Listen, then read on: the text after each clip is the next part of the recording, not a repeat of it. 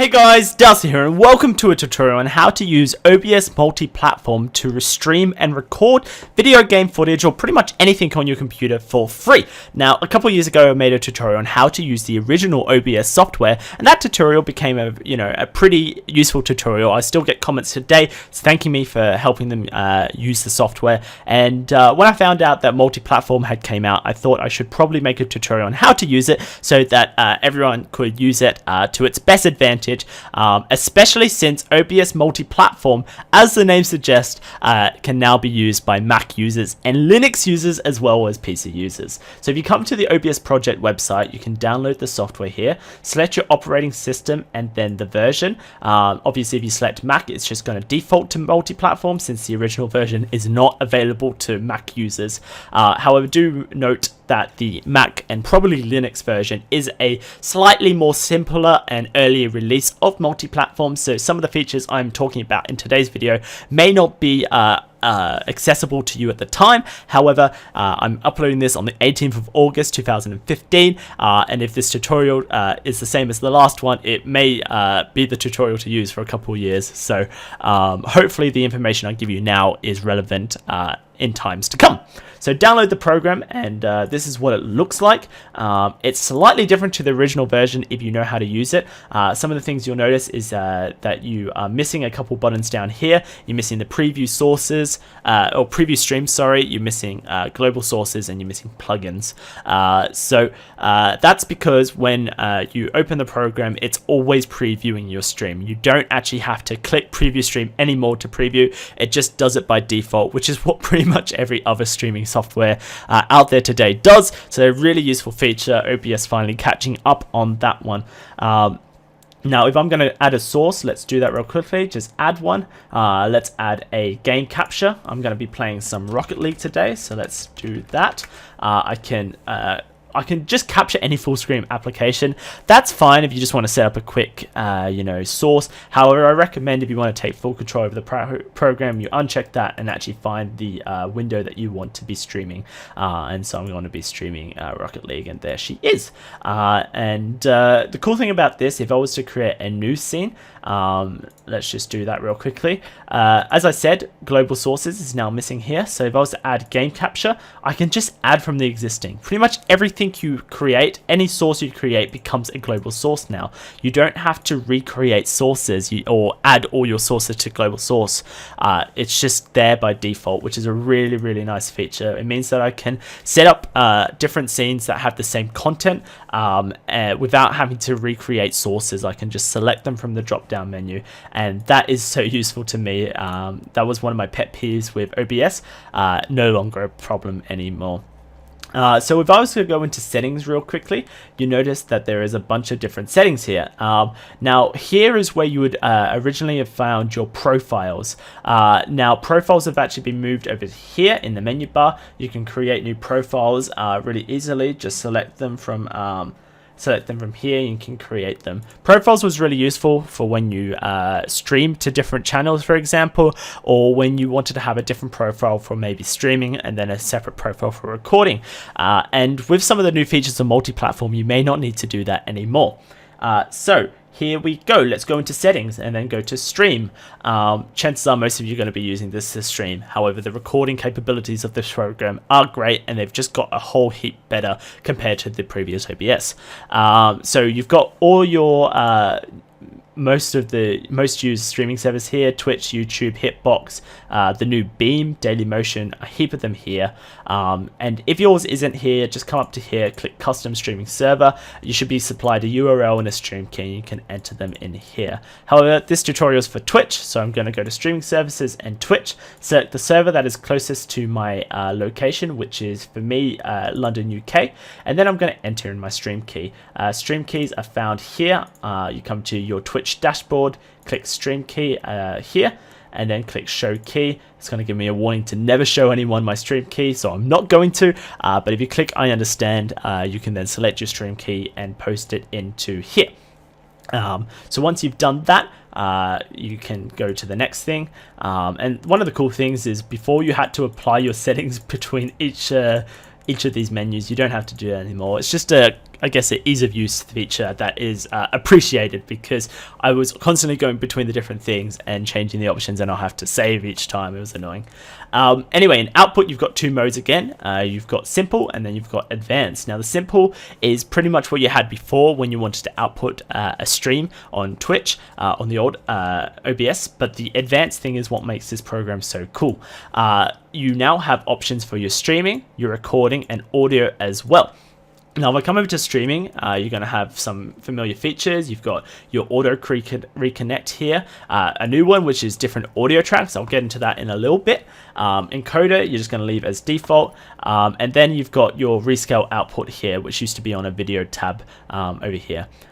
So let's say I am playing my video game in 1080p, as I do. I don't actually stream at 1080p, I stream at 720p, which I recommend most people do. Unless you're a Twitch partner, then you can stream at 1080p, because Twitch has hooked you up with multiple servers to downscale streams via them.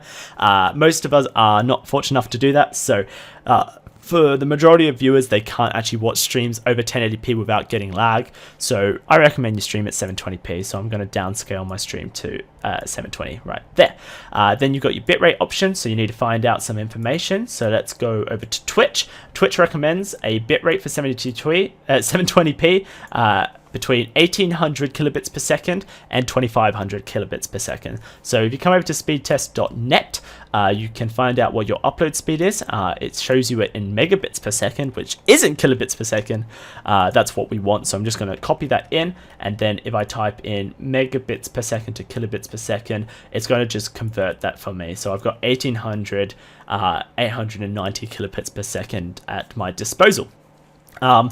One thing Twitch recommends is never use over 80% of your upload threshold. So if you have a and I feel for you, if you have a 1 megabit per second upload speed, do not use over 0.8 megabits per second, because you're going to start struggling, and that's, you know, really sad. But you're going to have to probably stream at 360, for example. That's just an example I pulled off the top of my head. Obviously everyone else is different.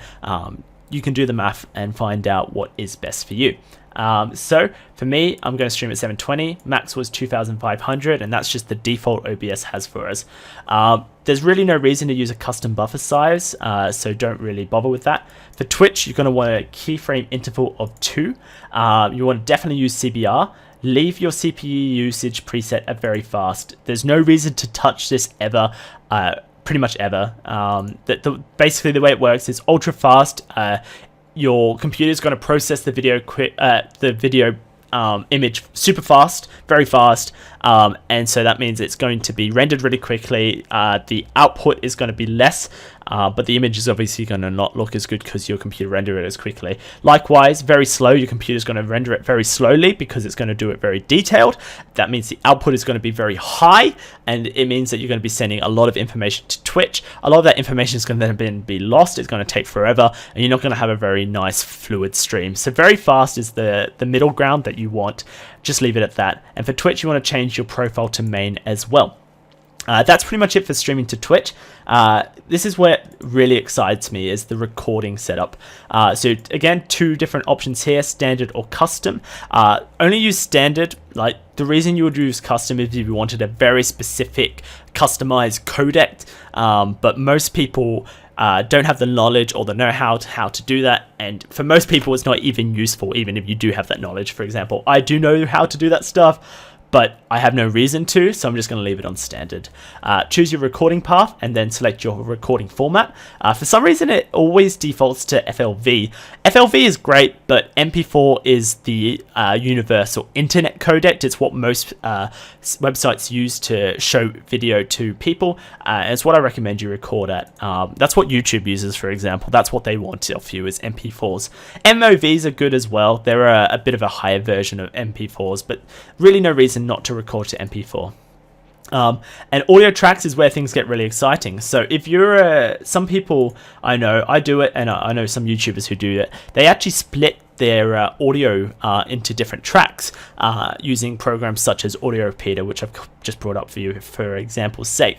So I have, and this is two virtual tracks. They don't actually exist. They're just theoretical tracks that my computer processes information through so that I can then pull that information out individually. So on my line 1, which I've got set up, I have my gameplay audio going through line 1. On line 2, I have all my VoIP audio, for example, Skype or TeamSpeak, and that goes through line 2.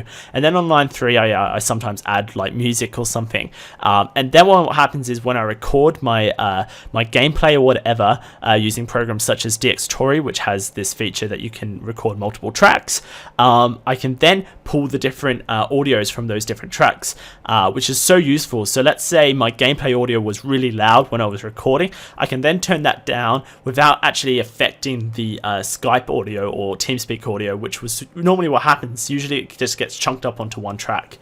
So if you know how to use multiple tracks, or if that's useful to you, OBS now has the feature to actually do that, and that's super useful to content creators. It means that if I wanted to record my streams, I no longer have to use separate programs such as xDowsey. I can just use OBS as my only program, and that's really useful. So for me, I'm going to use 2 audio tracks. For your encoder, you're going to want to customize this most likely, because you don't necessarily want your videos to match what you're streaming. So my videos before always were recorded at 720p with a 2500 kilobit bitrate. And that's fine, but I want my video quality to be higher. But I can't necessarily up my stream quality, because then people can't watch. So this is where you can start to differentiate your streaming and your recording at the same time, all useful stuff. So I'm not going to downscale or rescale my image. Maybe you've got a 4K monitor and you want to downscale to 1080p. You lucky bastard for your 4K monitor, but for me, I don't need that. I'm a 1080 pleb, so just going to leave it at that. When I record at 1080p, I usually record at about 8,000 to 10,000 kilobits per second, depending on what I'm recording. That's what I found to be most useful. That's what YouTube wants, like, you to upload in. So I see no reason to record higher than that, because they're going to just downscale it anyway. And then I'm going to leave pretty much everything to default. I might change this to main, or maybe even high, depending on what I'm going to render at. But you would know what you were doing if that was something that actually affected you. And then in audio, you can then customize your bitrates, audio bitrates here. Twitch wants you to use 128 for your audio bitrate. OBS defaults to 160. You can just leave it at 160 if you want, 128 if you want to be nice to Twitch and give their servers, I guess, a minimized impact. I'll probably end up changing all my different settings to 128 as well. Here you can then start to add in the audio tab, you can start to customize where your different audio devices. So your desktop audio device is your main speakers, whatever you hear, that's what you kind of want to add to that. So I'm going to change that to speakers, and then you can have your desktop audio device 2. So for me, I might use my line 2, and that's for like my VoIP and whatnot. Then I'm going to chuck my mic on my auxiliary audio device. And then I can add multiple different audio devices here as such if I want to. And then I can add some push to talk, push to mute buttons as well if I want to. That might be useful to you. And that's pretty much all that explained right there. Probably going to just disable that for now. Not going to be messing around with my different audio tracks. Here you've got your video, and so you've got your renderer. Direct 3D 11 is pretty much the default renderer. It's pretty useful. Video adapter is when you have multiple GPUs. You may want to assign the recording and streaming to a certain GPU. So you've got your option there. I only have one, so I don't get that option. Your base resolution is your monitor size, so keep that as such. If you have a bigger monitor, you may want to change your resolution to that. And then your scaled resolution is what you're going to be streaming at as your max resolution. And for me, that's 1080p, so I'm going to change that back up to 1080p. For some reason, it defaults to 720. I'm not sure quite why. It's not useful to me. Then you can change your frame rate here. So I always record and stream at 60 frames per second, because that is the most pleasurable thing to watch. the difference between 30 and 60 when you're watching on streams. It just looks so much nicer. So I'm going to change that up to 60. You don't have to if you don't want to. Do keep in mind it does add a bit more network impact and rendering impact onto your computer. And also some viewers have told me that they can't actually watch 60 FPS streams for whatever reason. So maybe that's something you take into mind. You might just stream at 30 FPS for that reason. You can change your hotkeys here, and then you've got your advanced settings here. You notice this advanced page is actually a lot less options than the original OBS. That's because a lot of your advanced options have actually just been chucked in your output menu, all the useful ones at least. So you probably don't ever have to touch the advanced page ever again. So just leave it as such. Gonna hit apply, and now I can show you some of the cool new features that come with sources. So let's say I add my webcam. So a webcam is on video capture device. Let's name that webcam. And there I am, my Logitech webcam. Just hit OK. I'm going to drag that down into the corner. And then if I right click on the webcam source, I've got the transform option here. And this is something that you could download plugins for this before, but now it's just default in the program. So I can rotate myself 90 degrees at a time, or even 180 sorry, at a time, which is really good. Really useful stuff right there. Something that I wish I could use before, but actually couldn't. And then also my transform, I can flip, I can stretch, I can even put it in the center of my screen. Useful stuff. I'm actually going to flip mine because I want to be looking outside of the stream. I want my nose to be facing into the stream instead of out of it. It's just a film thing. I'm a bit of a nerd, and when it comes to that thing, it just looks better to me. Then let's say, as you can see, I've got a green screen behind me. I want to add a chroma key. So to do that, I click filter. And in filters, this is where you add all your filters. So you've got audio filters here, such as gain, video delay, and noise gate. Noise gate is really useful if you want to select two ranges between when it actually starts to pick up audio. A bit like TeamSpeak voice detection. In here is where you're probably going to spend most of your time in the actual effects filters. So I've got chroma key here. I'm going to set up my own custom one using a custom color, which I've already defined. Chuck that down to about 50, and then that down to 0, and then I bring this up to about 40 something. And there you go. That's a pretty nice chroma key. Just want to find the middle point between fuzzy and not fuzzy. We'll leave it there for now. It doesn't have to be too perfect for this tutorial. I can then crop my image here as well. I can even color correct my image, which is really cool. So a lot of new features here added to the software. Really useful if you want to take control more over your images.